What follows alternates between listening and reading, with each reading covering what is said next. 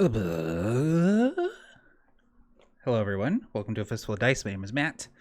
I've got a fan on in my office, and it's kind of pointing at my mic, so please let me know if you guys are picking up, like, horrendous white noise or wind from the fan, and I will turn it off. It's really warm today, so... hello, everyone. Welcome. If you're watching this live, thank you for joining me, and thank you for your support on Patreon. If you're watching this on VOD after the fact, please consider joining us on Patreon. There's a lot of cool stuff over there. This week and last week, I've been posting a bunch of new chassis for use in the Mecca Hack, and I've got some new pilots coming for you guys as well. So definitely check that out. So... normally what we do here on Wednesday evenings is we sit and we do some game design. We sit and we work on Harbinger. But I'm taking a little bit of a break from Harbinger this week. Just feeling like I need to recharge a little bit, work on some other stuff. I've got a lot of freelance deadlines coming up, and so that's been kind of my focus. Just kind of recharging the batteries a little bit before I dive back in. So, but I still wanted to stream tonight, and so we are going to do a good old-fashioned Q&A. Stands for question and answer, if you're not aware. Thought that might be a good way for us to just kind of touch base and talk about some different things. There's a lot going on in the world right now. A lot of crazy stuff, and a lot of things that demand our attention. A lot of important things, and so it is equally important that we take time for ourselves and focus on not so dire things so that we don't drive ourselves crazy, because there is only so much that we can do in regards to that. So I've got some questions here that were submitted beforehand, and I will also be answering questions as they spring up in the chat, so please feel free to drop anything and everything in the chat.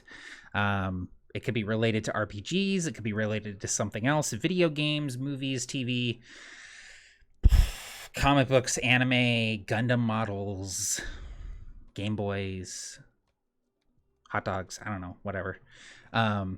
Actually, speaking of Gundam, all right, so I got my first master grade kit, and it is gigantic. This is like the size of a shoebox. And I mean, like, my feet. This is the Jesta from Gundam Unicorn. This is like the Federation grunt mech from Gundam Unicorn. They're really cool. They're kind of like a more advanced, higher tech version of the original GM ground. Hold up, this comes with LEDs? Holy shit, this comes with LEDs, guys. Hold on, okay, hold up. Does it? Really? Hang on. It's vital that we figure this out. That is insane if it comes with LEDs. Where would they be if they had them? They'd be like wires, right? I don't see any. I don't see any wires. I think they were saying you could put LEDs in there if you wanted to, but the way that they have it on the box, it looks like it's like, hey, it comes with LEDs. Shit, maybe it does. Okay, I might just be missing it, but that would be so sick if this thing came with LEDs. Or if they make like a LED thing for it, maybe I'll have to get it, because that is dope as hell. That would be sick. Sorry, I just was looking at this box and was like, hold up. Hold the phone. So, unfortunately, I do not read Japanese, so I don't know exactly what it says, but there's a little, right here, it says LED, and it has a little LED guy right here, and it shows the glowing visor. So anyway, that's pretty dope. Anyway. So that's exciting. I'm hopefully going to be working on that on a stream at some point, which is always fun. So anyway, I got very distracted there for a second. So yes, we're gonna be hanging out tonight, listening to some music and talking about whatever happens to come up. So if you have any topics you'd like discussed, please go ahead and leave them in the chat.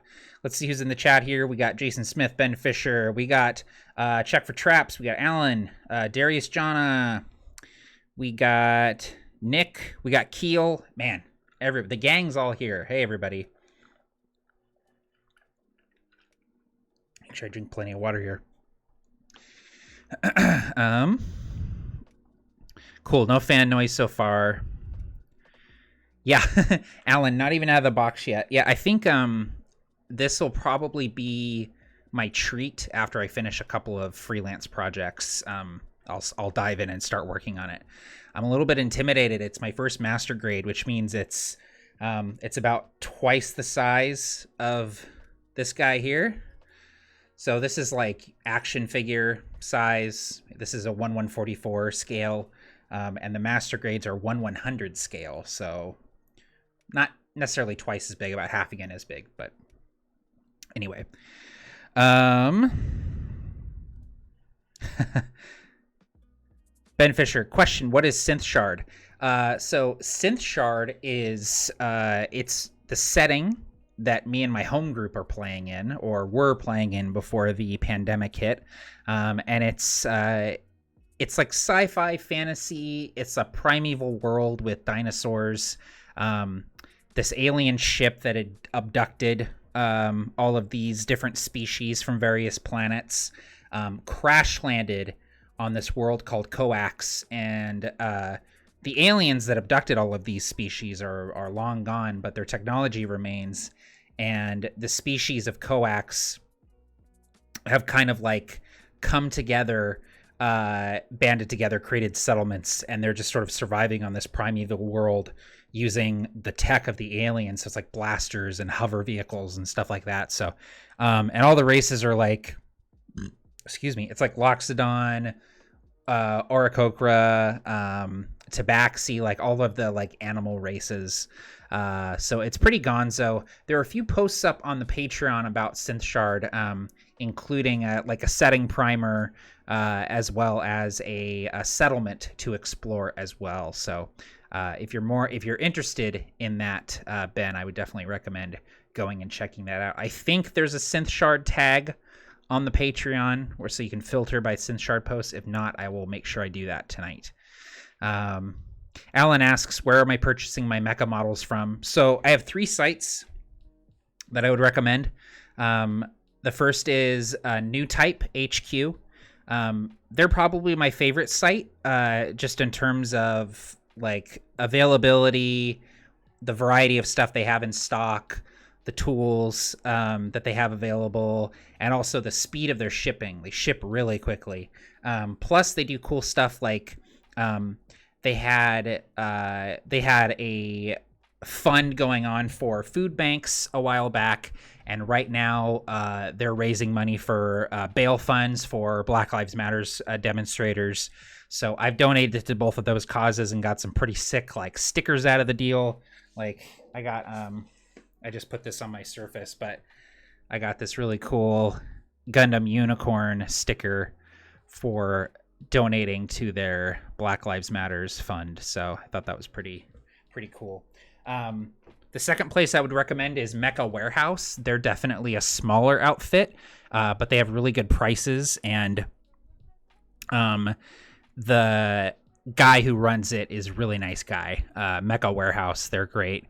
And then USA Gundam Store is the third place. I tend to check there last. I like to support New Type HQ and Mecca Warehouse before I support USA Gundam Store, but they're great as well. Family owned, USA Gundam Store is. And then there's a local shop here in Tacoma called Sean's Anime, and they have like DVDs and Blu-rays and like figurines and statues and like all kinds of anime stuff, but their main stock, like their main inventory, is Gunpla, Gundam models. So like that's what they mostly have. So, and even though they've been closed during the pandemic, they've been doing like curbside pickups. So you can go on their website, order what you want and then go drive up and they'll rent it out to you. So I've made quite a few purchases from them just because I want to support a local business and help them stay afloat during the pandemic. But they are currently back open because my county just reopened limited. Some places are open, some places aren't. So anyway, that's what I'm getting them from. So yeah, LED visor, wireless LEDs. Yeah, I think it's LED compatible. I think it's basically saying like you can get a Gundam LED, like a branded LED, and it'll fit in the head or whatever. So I might have to look into that. That's pretty dope. Been looking over the Bilgewater book on D&D Beyond. Yes, I just was looking at that as well. Very cool. So yeah, for anyone unfamiliar, it's based on the setting of League of Legends. And so it has like a bunch of the different like characters from League of Legends and stuff, but it's there's a card game called Runeterra that is set in the same setting as League of Legends, and so that's actually what this is sort of drawing from. But yeah, my good friend James Hake actually worked on that over at D&D Beyond, so I was looking at that earlier today. It's really cool the way they have it laid out. It's like interactive, so you can click on the different like sections and go directly there, and it'll take you to the section, and then it has like the art and everything there. So it's pretty slick for sure. And the fact that they released it for free is pretty amazing. Alan says D&D needs more dinos and future tech. Yes, I agree. Okay, Nick says I just checked the LEDs are something you have to buy separately. Okay, cool. Yeah, I was gonna say like I watched a couple reviews of the MG Jesta, and no one mentioned the LEDs coming with it, so that's why I was like, oh. So, but that's pretty cool. I might have to get the LED for it. That would be pretty sick. Ben says Synth Chard needs its own JRPG with some quality retro pixel art. Yes, yeah, definitely. I would love that. Alan asks, what model would you recommend for a starter? So for Gundam models, so there are different grades in Gundam models. They're all made by the same company. Bandai owns the license to make Gundam models. But the different grades denote both the quality of the kit as well as the complexity of the kit, and oftentimes the scale of the kit as well. And so at the lower end of things, you have high grades, HGs, which is primarily what I work on. Like this is an HG kit. And even though it's the lowest grade, HG kits are still great. They're fantastic. Like the level of detail and stuff that you're able to get out of these kits, especially if you do a little bit of detail work yourself, is pretty insane. Especially like coming from, I used to build models like, 10, 15 years ago. So coming back, into the hobby now, even just the quality of the plastic that they're made out of is pretty crazy. So I definitely recommend high grade for your first kit, just because they're the cheapest and typically the quickest and the easiest to build. And so especially if you're just getting into it, like a high grade, you can't go wrong. You can get, most high grades for the most expensive high grades are like $20. So I would say find a kit that you think looks cool. I would really recommend any of the high-grade kits from the Origin line. The Origin line is one of the more recent lines that they've come out with, and all of the Origin kits have an incredible amount of detail, a really good quality in the pieces, great articulation, and also they come with like cool gimmicks. Like this guy here, this is a high-grade from the Origin line, and in addition to like all the cool weapons he came with, because he came with this big axe, he also came with a machine gun, a bazooka, and a little axe. He also came with a stand that I can put him in poses with, and like a weapon effect, so it looks like the axe is like slashing down. And all the Origin kits come with cool shit like that. So I would definitely say like go to a site like New Type HQ. Go to the Origin line and look for a high grade kit that you think looks cool, and then kind of go from there. That's what I would say if you're looking to get into it. There's also like some tools and stuff that you would benefit from if you're looking to get into Gunpla. Just a couple. I'll do this real quick here, but the first thing you want to get is like some side cutters, like these. These are like El Cheapo side cutters. I have a couple different sets of side cutters. I have a little bit of a nicer pair that I use for most kits, but these are just fine, especially if you're just starting out. They're for cutting parts from the runners, but also for removing the nubs after you get them off the runners. In addition to the side cutters, I would recommend getting a hobby knife or an X-Acto knife for getting the nubs off a little bit cleaner once you take them off the runners. And then probably the most important thing after those two things is some sort of sandpaper like this, or sanding sticks like these. I really like the sanding sticks. They're kind of like spongy, so they're pliable, they're bendable, so they can fit in little areas. The sanding sticks are really nice. I also have some like different shaped files that are good for like if you get a really bad like dent or a nub or something on the plastic. And then I do a lot of detail work on my kits. So like I do what's called panel lining, where you can use everything from like a fine tip Sharpie marker to a panel line wash, which is what this is here. And that basically fills in all the little lines and details with black ink or dark ink to really bring out all the little details and stuff. And then I also do some little detail work using either paints or Gundam markers.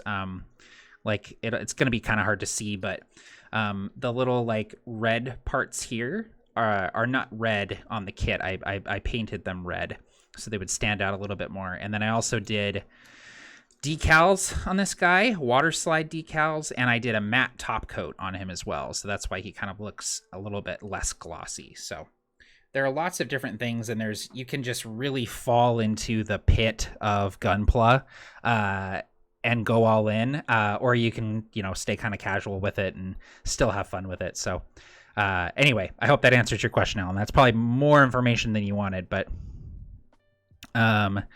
Ben Fisher says, I'm going to have to look into League of Legends lore in the card game. I never really liked the video game all that much. Yeah, I played League of Legends for a hot minute back when it was first kind of gaining ground and getting popular. It was my first... Well, actually, no, because I played the original Defense of the Ancients when it was a mod for Warcraft 3, but League of Legends was my first legit MOBA game that I played, and I had fun with it for a while, but then I started kind of getting up there in the ranks, not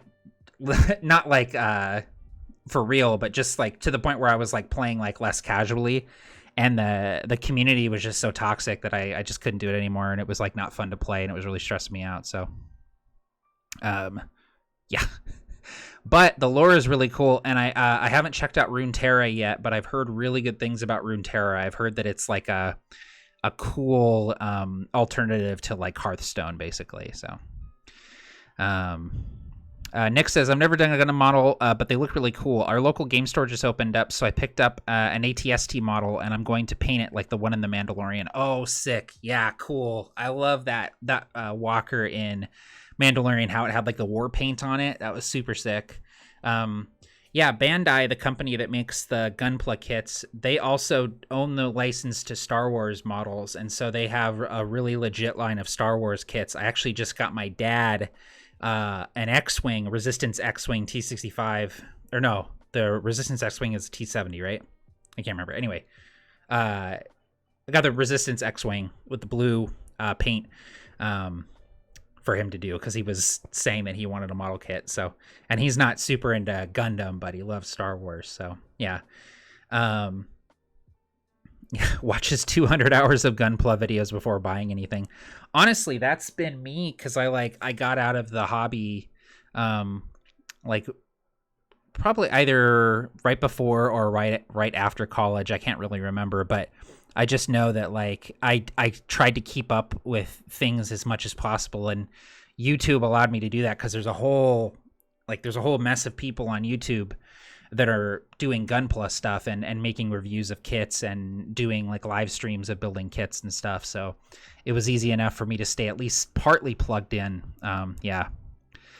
Gunpla, another hole for my wallet.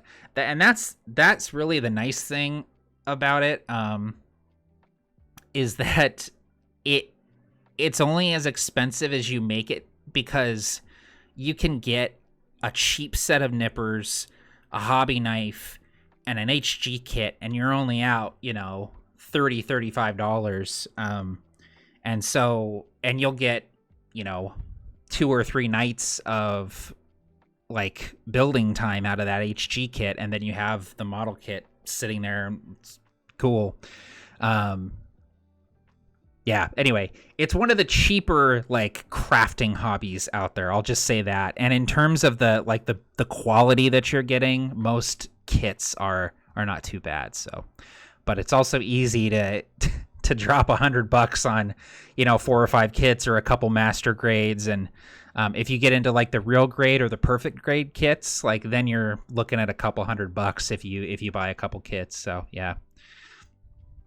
So many holes, it's not even a wallet anymore. Got the Bandai A-Wing while I was there too. Dope. Love the A-Wing, one of my favorite fighters. Yeah, Ben, I tend to hyper-focus on stuff too. Like when I get into something, I like really get into it. And I'm better about it now, but it used to be that I would like, if I was into something, like that was the thing I was into. I wasn't into anything else. Now I'm better at like, having my various hobbies where I can kind of flip between one and the other, and I don't get burned out as easily, but I still tend to like if I get into something, I just like think about it all the time, and I'm constantly like mulling over different things and different ways to spend money on it and spend time on it. So I totally get that. Question from Alan: with the Mecca Hack update you have been posting in Patreon, do you think you'll release another supplement? Yeah, I feel comfortable saying that we will definitely release another supplement. I've actually been working on one for quite some time, and I've just now sort of got the bandwidth to be able to work on it and make some headway on it. It's going to be an add-on that will include some new chassis, some new pilots, new modules and weapons. And it will also include a bunch of one-page missions. That's kind of be the bulk of the book. Is that it's gonna be like, I don't know, 20 or 30 one-page missions designed to be run as one-shots for the Mecca Hack. Some of them will be connected to other ones. Some of them will be standalone, and they'll basically be different setups for running Mecca Hack games, including like enemies, skill challenges, locations, different obstacles that you have to overcome and stuff like that. So yeah, that's kind of what I'm generating that content for, to be included in eventually. And I thought it'd be cool to toss it to you guys to check out and play with before the fact. So yeah, we'll be getting I think I just posted the Vanguard, which is the 4th and final chassis that I've created in the last couple months. And then I've got 4 new pilot types that I'll be sharing as well. I'm kind of finishing those up right now. So yeah, very, very excited about that. So let's, I'm going to head over to Facebook here really quick. I've got a couple questions that were submitted beforehand that I want to talk about here. The first one comes from my good buddy, Nate Vanderzee from over at WASD20. He says, I always love your puzzles. They obviously don't happen every session for the provokers, but when they do, they are solid. What's your method? This is, I get this question quite a bit from various people asking about how I do puzzles. And honestly, the answer is that I don't have a tried and true method for generating puzzles. And in fact, puzzles are something that I find myself struggling with more than anything else. For like when it comes to game mastering, or at least for prepping for a game, I'm not great at coming up with like puzzles. But I find the place where I get the most inspiration for puzzles is video games. Because the way that like Zelda or even like a Resident Evil game does a puzzle, it's very applicable to tabletop RPGs, especially if you're able to provide some sort of like physical, like tangible clues or pieces to work with. One of the things that I did in a Synth Chard game that I thought was really fun is I did a music puzzle. And this is something that would be really difficult to do online, but it worked really, really well in person. I had an app on my phone that was like a little synthesizer, and so I could play different notes. And basically I had the notes corresponding to certain colors of crystal. And then I had a musical notation on this door. So the crystals, when struck, would make a certain tone, and I would hit the tone on the synthesizer on my phone whenever they would strike it.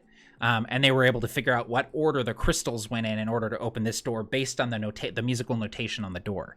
Now, this is cool for a few different reasons, because the people that we were playing with, 2 of them were music teachers, and 3 of them were music majors in college, and so they were all kind of plugged right into it. So it worked with the audience, like I was playing to the audience. And I guess that is kind of the tip that I'm going to say and hope that you come away with here as I stumble for words and say that I'm not good at making puzzles, even though I kind of am, is I play to my audience. I think about what kinds of things do these players think is cool, and how can I work those things into a puzzle? What kinds of things in the campaign have they latched onto? What have they been paying attention to? Like for the provokers, I like working in lore and history from the world. And you'll notice that in the puzzles that I do, where a lot of the times it plays into some sort of historical event or legend from the lore of Aeronoth that they then have to kind of use to figure out the puzzle, basically. So anyway, play to your audience and play to your own strengths as a game master as well, I would say. Good question, Nate. Really good question. We've got a question here from our very own Keel Adam, left on Facebook. He says, with ADMG right at the finish line and Harbinger back in the crosshairs, what other projects, personal or AbTab, are you excited about progressing? The new Mecca Hack chassis are awesome. Any plans for an updated release or a supplement? Are you still planning to run and broadcast Lone? Oh, okay, these are multiple questions. Let's take it one at a time for old Keel here. So I'm going to answer these first 2 questions with the same answer and say that, with ADMG kind of at the finish line, we're sending the print proof off here in the next couple weeks. And Harbinger, obviously, is on the front burner for me. One of the side projects I'm working on is this new Mecca Hack supplement, and I'm really, really excited about that. So that's where those, like I said, that's where those chassis are coming from. And starting probably Friday, I'm going to release the first new pilot as well. Really excited about that. I hope that I'm able to get that out sooner rather than later. The first Mecca Hack came together so quickly for me. It was really like insane. Like from inception to delivery, Mecca Hack was like a month and a half, 2 months, something like that. It just happened so quickly, and like this flurry of like inspiration. So obviously this new supplement is not happening that way, but not every book can. So yeah. In addition to that, I'm really excited. I've been working with Barker on some really cool stuff for his adventure kit. Barker's heading up a new adventure kit that we're hopefully going to be kickstarting here in the summer. That is, I don't want to say too much about it because it's Barker's deal, but you can imagine, just based on Barker and how his mind works, that he's doing something really, really cool and really different with this adventure kit. In the same way that in making Shadows Over Drift Chapel, like I took the great template that we had created with Oath of the Frozen King, which was mainly a Tim project, and then going into Shadows Over Drift Chapel, I was able to take the foundation that Tim established, put my own spin on it, and then further finesse it. Barker's doing that again with his adventure kit, where he's taking the formula, finessing it, and giving it his own sort of unique Barker spin. And there's some really cool shit that's going to come packaged with that adventure kit. Like the Gloam Gazetter, the Flintlock firearm rules, that kind of stuff that came in Shadows Over Drift Chapel. Imagine that, but like tenfold in Barker's kit. Like he's just going above and beyond, and it's going to be really, really sick. So we've been talking about that a lot lately. So I'm excited to continue working with him on that. And then Keel asks, are you still planning to run and broadcast Lone, your solo Ironsworn adventure? Yes. I am. I actually was working on some stuff for that the other day. There's a big update that's going to be coming out for the Roll20 tool set for Ironsworn, and I'm kind of waiting for that before I push the accelerator on that campaign. But I'm really looking forward to doing that and doing either like once every couple weeks a session or something like that. I think would be really cool. So, yeah. And then most importantly, he asks, how are you doing, man? I'm doing pretty good. Obviously, like I said at the beginning of the stream, there's a lot going on and there's a lot on my mind. And there's a lot of, like, I'm feeling a lot of hurt in the world, I guess I'll say. But there's also a lot of, like, awesome shit happening right now. And there's a lot to be hopeful about. So today I'm feeling pretty good. I can't say how tomorrow's going to be, but today is a good day. So.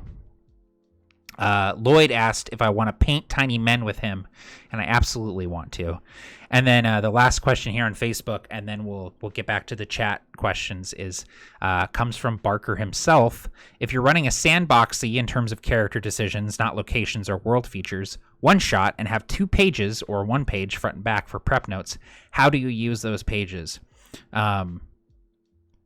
Man, he cut me off at the knees here when he said not locations or world features, because that's what I would prep.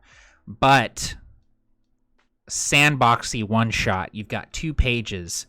I would prepare a combat encounter. I would prepare 2 combat encounters with some fun terrain features or like a countdown for each of them, something else that the players have to worry about in the combat. I would prepare a skill challenge, and I would prepare 2 social encounters, or a social encounter and some sort of puzzle or non-combat encounter. And I would do it all bullet points. I would focus on like at a glance information, being able to look down at the sheet and see what I need to see, establishing DCs ahead of time so I don't have to think about it, stuff like that. That's what I would prep if I was doing that. And then the players can kind of encounter that stuff in any order as they sort of explore and make decisions. So, all right, getting back to the chat. Hey, Brian Smith is here. Q&A session tonight? Yep, that's what we're doing. Alan says, I feel like puzzles need to be more like skill challenges now, unless you actually have like handouts or something the players can interact with. Yeah, and that's tough, especially online. Like not having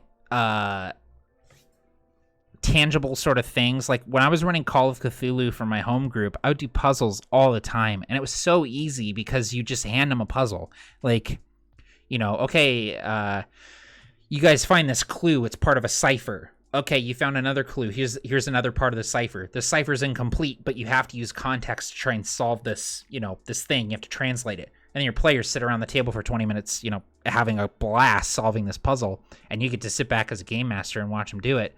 But online, that's not as easy to do, and you're not able to, unless you're Alex Gillett and you send your players a packet full of puzzles, letters and telegrams and stuff, and sealed envelopes with numbers written on them, like he did for the Call of Cthulhu game that he ran for Barker and I.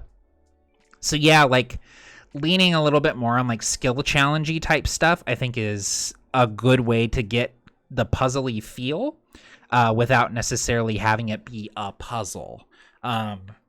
One thing that I learned from Lloyd, Jarl DM, and I don't know if he learned this from somebody else or what, but the first time I encountered it, it was in the Jade Horde game. We had skill challenges where we would decide what skills we were using. I really liked that because it required us to be creative and come up with solutions to a problem. And we couldn't use the same skill twice in one skill challenge. So we couldn't just play to our strengths. And if, like, you know, Rob's character or Jeff's character or Jeremy's character used survival, my character then could not use survival, right? So it was like you had to get creative, like, okay, well, you know, I want to sneak past this this patrol, so I'm going to use stealth. Oh, we already used stealth. Okay, well, then I'm going to try and talk my way through it. I'm going to use deception. You know, like you kind of have to think on your toes a little bit, and it is almost like a puzzle where the different pieces are kind of coming together, and you're solving these various problems, and then at the end, you get to like be done with it, and it's a feeling of accomplishment, much like a puzzle is. So, yeah, that's a good point, Alan, for sure. Clyde, hey man, I adore how much you consider your players, Matt. Keep being awesome. Oh, thank you. I really appreciate that. Keel did his own Kaya's Corner. Oh, that's funny. Ben says, video game is a solid way to go for puzzles, especially adventure and action RPG. Less so core RPG, JRPG, secret stashing. Yeah, for sure. Definitely.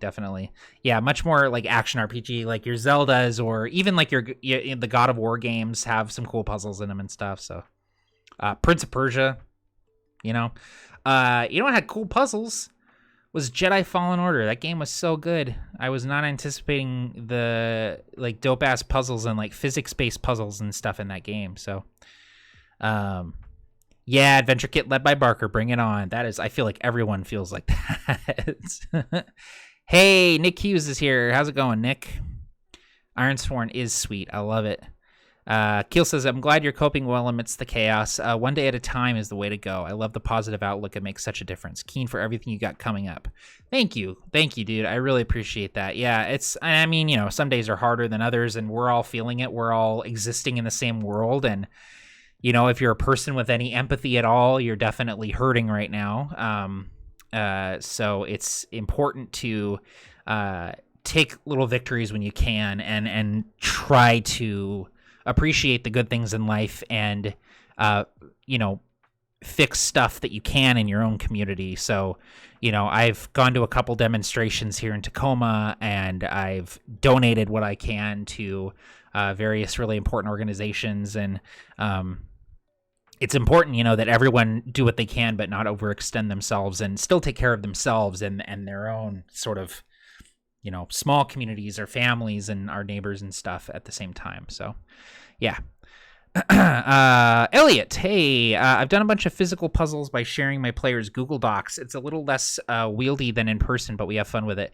That's very cool. I've actually considered, because I use Google Slides for maps sometimes, which is like a super janky way of like Roll20, like virtual tabletop, but I've also thought it would be really super simple to do some sort of physical puzzle with a Google slide where there's like different shapes that you can move around, or like, I don't know, like color-coded things. I haven't thought through it fully. It's just like, it was like a passing like, I wonder if I could do this sort of situation. But I feel like with VTT, like, you already have like maps and tokens and stuff. I feel like you could very, very easily do some sort of physical puzzle with that. If you could kind of suss out a way to do it. Yeah. Question from Brian, prepping to run on Friday. Awesome. I got a player who won't be able to join until halfway through the session. Any tips on ways to handle the character until the player gets online? Yeah, that's always tough. We had a while back in my home group, we had a player who worked kind of inconsistent hours. It was Chad Nick. I'm sure a lot of you know Chad from the AbTab group. So he would often, sometimes he'd be there on time, but other times he'd end up working late, or his hours would change, and he would show up, an hour or two after we started. So we had this like built-in thing where like his character would like phase out of this dimension. Like he had this weird part of his backstory where like he sometimes didn't exist because... So it got really weird because someone was like effing with time. And so like sometimes his character would just like blip out of existence and then fade back in. Obviously that doesn't work for everybody, but it was fun because we tied it into the world and his character's backstory. So for you, Brian, like basically like if there's a way where you can have the character doing something, or like if they're a wizard, maybe they're studying something.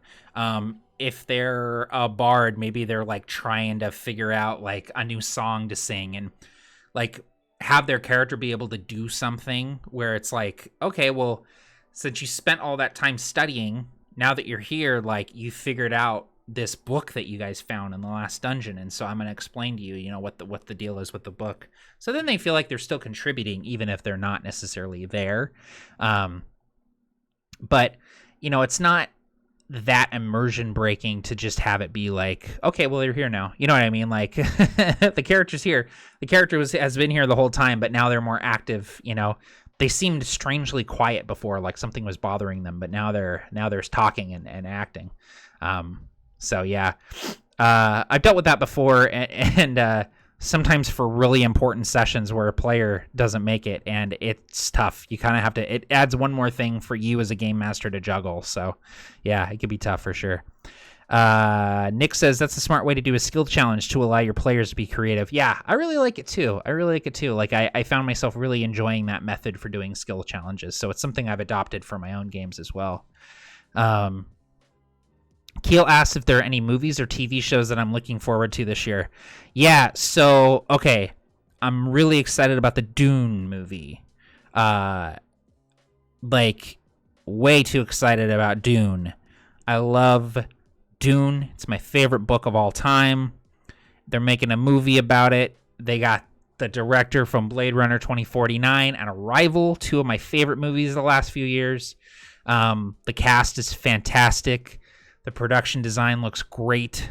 So I'm like tentatively very, very excited for Dune. And I hope to be able to go to the movie theater and see that. Yeah. In terms of like TV shows, I'm like really excited for Mandalorian season 2. I don't think we're seeing that until next year though. Man, what was coming out that I was excited about? Oh, it was a new season of Queer Eye. That came out last week. That's been good. Man, I don't know. It's tough to like, because I don't know when I'm going to go to the movie theater again, and I miss going to the movie theater. So it's been tough, like, getting excited for movies. Like, I was excited for, like, Black Widow, obviously, but, like, when's Black Widow coming out? I was excited for Wonder Woman 1984, but, like, when's Wonder Woman 1984 coming out? Like, we don't know, Yeah, so that's tough. But, I think Dune is top of my list for sure. Like, it's just the perfect, like, oh my God, it's my favorite book. One of my favorite directors. They got this dope cinematographer. Hans Zimmer's doing the score. The cast is insane. Like, I'm so excited for Dune. I hope it does not suck. I really hope it doesn't suck. Oh. Brian Smith, I do the same janky Roll20 with Google Jamboard. That's really funny. Yeah, I haven't used Google Jamboard, but I imagine that it would be a very similar experience. I love, like, Google Slides works really well. Like, you could set up the different slides with, like, your different maps, and, like, you only, like, move to the map when, like, you're ready to go to that slide. It's perfect. It works really well. Ben says Arrival was so good. Yes, I loved Arrival. I was actually just thinking about Arrival the other day. And I haven't watched it in a good long while, so I think I might have to watch Arrival soon. Brian Smith says, the drive-in just opened by us. Here in Michigan, time for the rise of the drive-in. Yeah, I think drive-ins are going to do good business right now. Hey, Jason's back. How's it going? How was your meeting, man? Alan says, speaking of Mandalorian, any updates to Hyperspace D6? Yes, I'm actually working on a fairly large supplement to Hyperspace D6. Actually, I kind of want to talk about that a little bit, actually. I'm working on a prequel. I'm calling it the prequel plugin. And what it is it's basically a buttload of content that just, like, fits into Hyperspace D6 for people that want to play prequel era stuff, Clone Wars and stuff. So, some more species, some more classes, and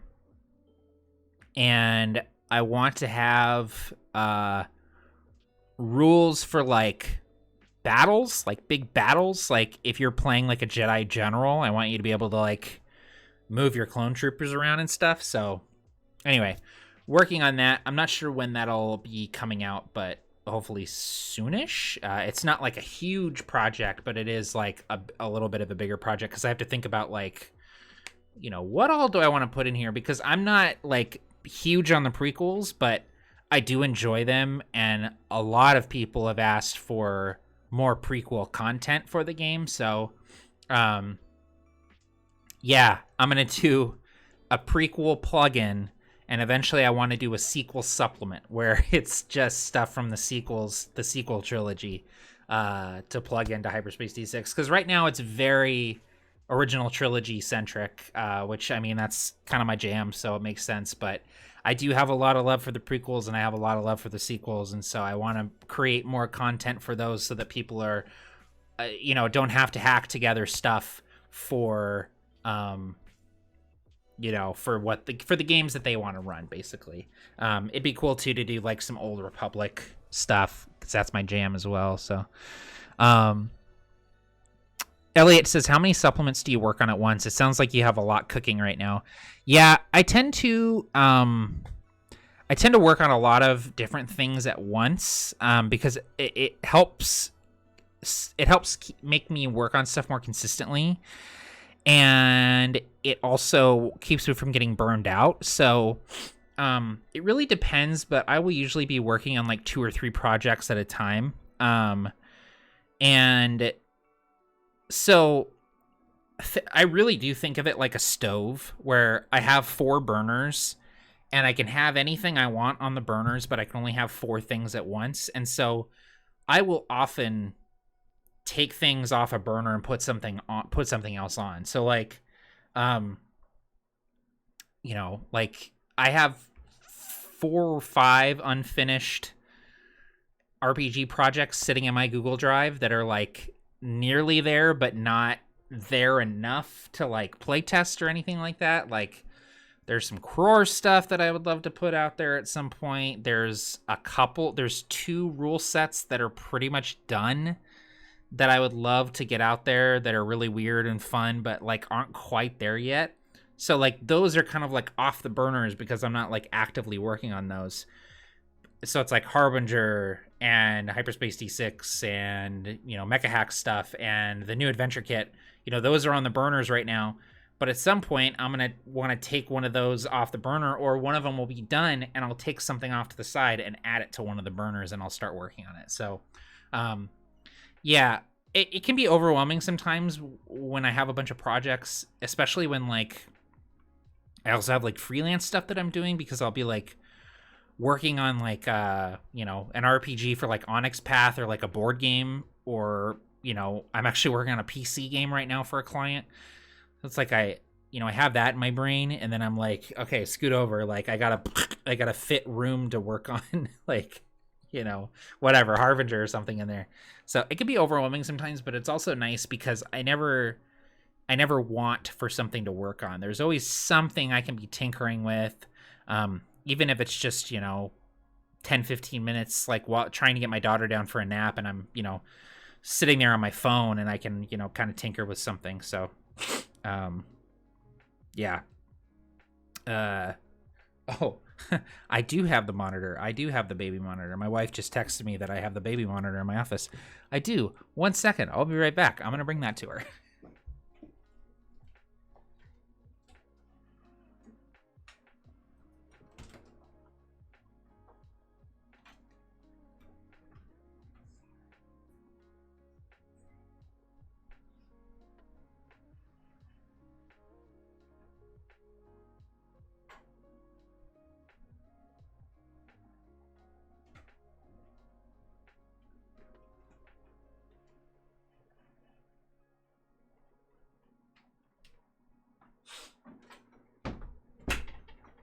Okay. Sorry about that, everybody. My wife was like, hey, you have the baby monitor. I need that.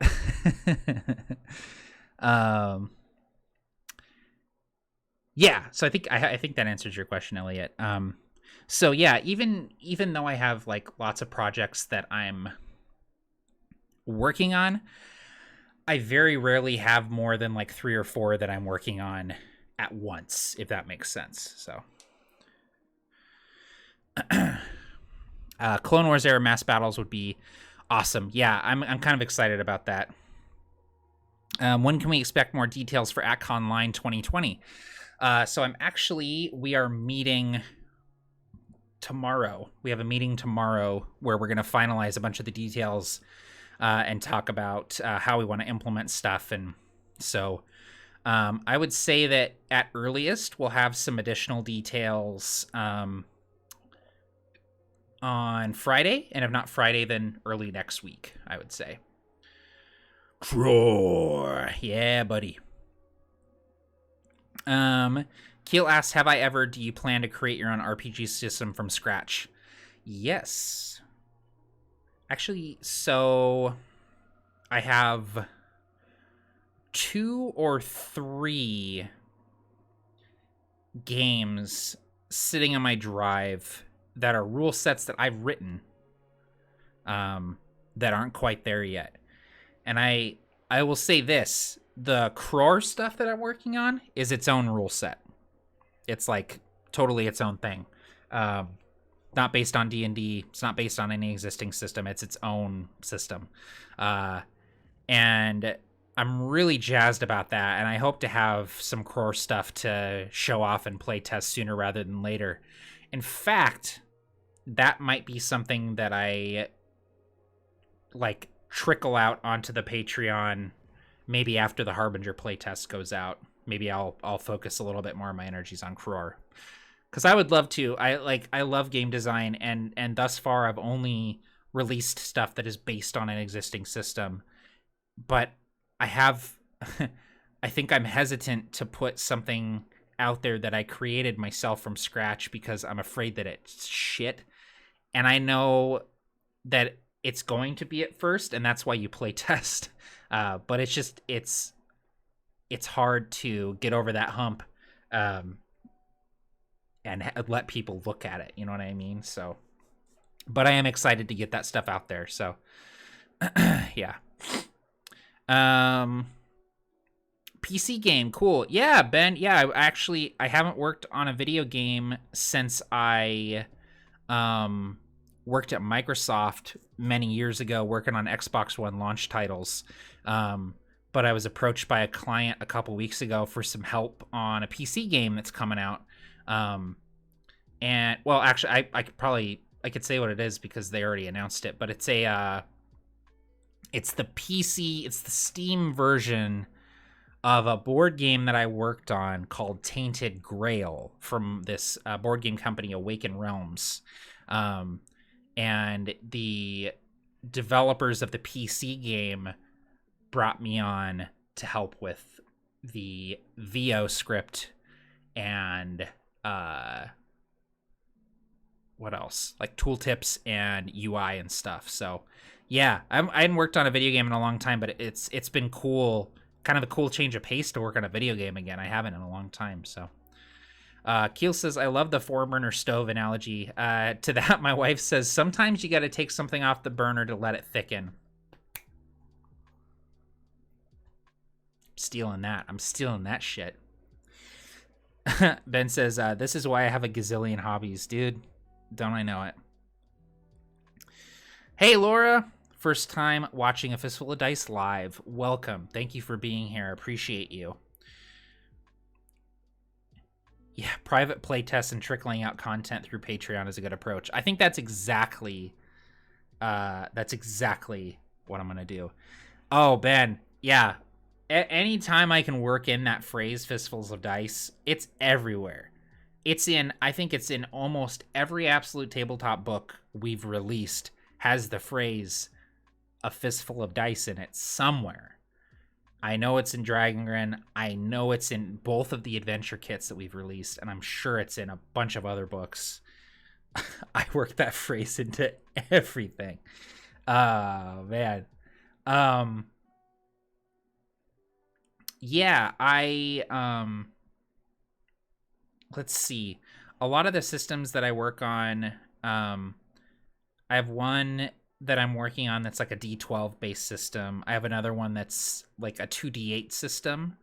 The one that I'm tinkering with the most right now, it's a 2D6 system with a possible D4 for disadvantage and a D8 for advantage added to the roll. So that's kind of interesting too, but yeah. The D12 system is like fistfuls of dice. It's like a dice pool D12 system, and it uses like you roll on 4 or 5 dice at a time. So,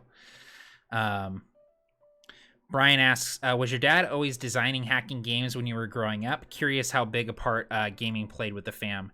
Yeah, my dad was constantly always tinkering with something, and anytime we would play any sort of RPG, he would always homebrew stuff. Like he would, make up races or classes depending on the character I wanted to play. He would use like Savage Worlds to run different like games and create his own like settings with his own rules and stuff like that. And I remember like he was always like when Fate came out, he was messing around with Fate. So he's always been doing stuff like that. And I remember him doing things like that. And I think that had a big part to play in me not only getting into RPGs, but getting into game design. So it's really cool to see him have so much success with Ironsworn and with Delve and with Starforge coming out. Because like he's a really talented designer and a really creative guy, and like he really deserves it. And he's like worked a long time. He's always been writing and creating and things like that. So I get a lot of that stuff from my dad. And so it's just, yeah, it's really cool. And the fact that we're both published game designers is like very special. Like it's like cool. And like when people find out that he's my dad, like, oh wow, you're Sean Tompkins' son, or you're Matt Click's dad. Like it's like a weird, like what? Like I know both of you separately, but not, together. So yeah. And then working on Delve with him was really cool. Collaborating with him, and like I'm going to be working on Starforge stuff too. And like, I've already like done some play testing and stuff with him. So yeah, it's really neat. It's really neat. Alan asks, is there an RPG you have, but haven't played or run yet? Yes. My eternal, always a bridesmaid, never a bride is Torchbearer. I love Torchbearer. It is a game that I read in almost one sitting. I devoured that book. I loved everything about it. The art, the rules, the way things were written, the way the book flowed. Like I just love Torchbearer, and I've never played it. I've never run it. I spent like $110 backing it on Kickstarter, the second edition, and by God, I'm going to run that game when it comes out. I swear to you, I'll take a blood oath right now with my side cutters, my Gunpla side cutters. I will run Torchbearer 2nd Edition on this channel. You heard it here first, folks. But in all seriousness, I really like Torchbearer, and I've never played it, and I really want to.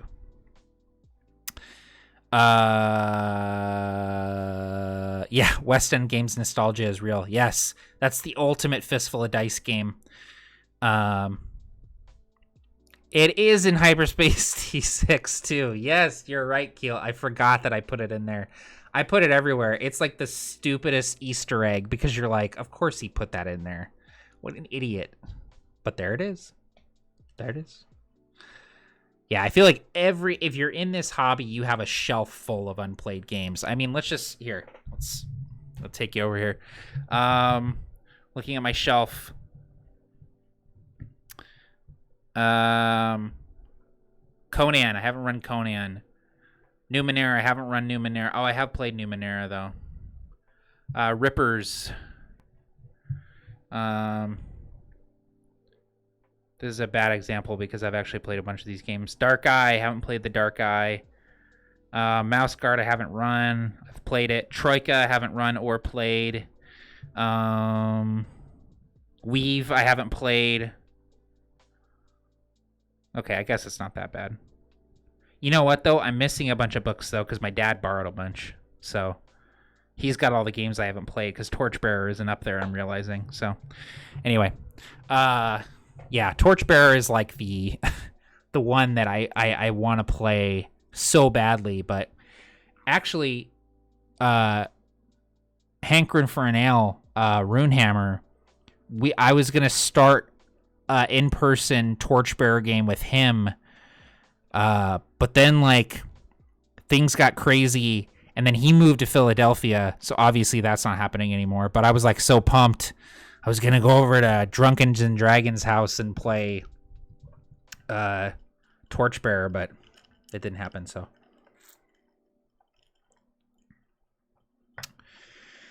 oh, all right. Well, hey, we've been going for about an hour, so we're gonna go ahead and wrap things up here. But I will take one more question if there is one. If not, we'll go ahead and call it a night here. Thank you guys for coming and hanging out and chatting with me. This has been really nice. Nice change of pace. The Harbinger hangouts are great. I love doing them. They will continue. Sometimes I'm too tired. At the end of the day, I don't want to sit and work. So I think that we'll do once a month, we'll do a Q&A. So we'll do 3 Harbinger hangouts and 1 Q&A, or like one something else Patreon stream. It doesn't necessarily have to be a Q&A, but it'll be like one thing that we do that's not a Harbinger hangout. So I think that'll be good for me and probably good for you guys too, because you'll probably be like, I'm so sick of hearing about Harbinger. I don't want to hear about it anymore. So that'll be good. It'll help all of us not get burned out. Laura asks if there's any Shade Veil stuff on Absolute Tabletop. There is not. Back when we first started Absolute Tabletop, I had like big plans to do a book for every region, and I wanted to do like a Sonageist book and a Shade Veil book, and put all the regions out there. And then it just didn't happen. And I'm not sure if we'll ever do another Aeronaut book, just because like there's so much other stuff on the burner. But I'm looking over at the counter here, and like there are some Aeronaut books that I would love to put out that are sitting here that are, they're so thickened that they're concrete. But I bet if I put them on the burner, they would reduce down a little bit and warm up and melt and turn into liquid again. I don't know what I'm talking about, but basically, no, there's not any Shade Veil stuff on Absolute Tabletop. But Shade Veil is mentioned in the Convocation. I think that's it. No, it's also mentioned in Brook, I believe. So, if you're looking for books that mention Shade Veil, those two. I'd love to write a Shade Veil book at some point, though. I think that'd be really cool. Shade Veil is one of my favorite regions in Aeronaut. So, I think Shade Veil and Sonageist are like my two, those are my babies. So, yeah. Yeah, he moved to Philly this year, actually. So, yeah, definitely. Washington is lesser for not having him here, but it was cool having him local. He's a true American classic, hankering for an ale. Went to his house a couple times, and it was always a blast, always an experience. I love that guy. No such thing as too much Harbinger, but 100% understandable. Mixing construction analogies with cooking analogies is a dangerous game. Listen, if you knew one thing about me, you'd know that I love mixing analogies. More in Aeronaut would be great at some point in time. Big fan of Aerodon. Yeah, I think that once the dust clears from Harbinger, I'd love to get back to Aeronaut. It's a world that has always been there for me, and a world that will always be there. And we're going to be kicking the Provokers back off again here soon, and I think I'm going to be feeling that itch, and I think I'm going to want to write some more Aeronaut. So I'm sure at some point we'll do an Aeronaut book, another Aeronaut book. So yeah, anyway, thank you again, guys. Really appreciate it. Thanks for coming out, hanging out, and for supporting me on Patreon. It means a lot. We're actually coming up very quickly on 50 patrons, which is our first goal. If we hit 50, I'll do a monthly podcast. The topic of that podcast, I do not know, but we will figure it out when it happens. It could be that I do some live plays of some solo RPGs, bring people on and chat with them, talk about game design, talk about writing, talk about something. I don't know. We'll figure it out. It'll be cool. It'll be something that everyone will enjoy. So we're coming up on that real quick, so I better start thinking about it. Anyway, thank you again, guys. Please, everyone, take care, stay safe, take care of yourselves and those around you, and make sure that you're taking time for yourself, take care of yourself. So, yeah, love you guys. Take care. Happy gaming all. And we'll see you next time. All right. Later, guys.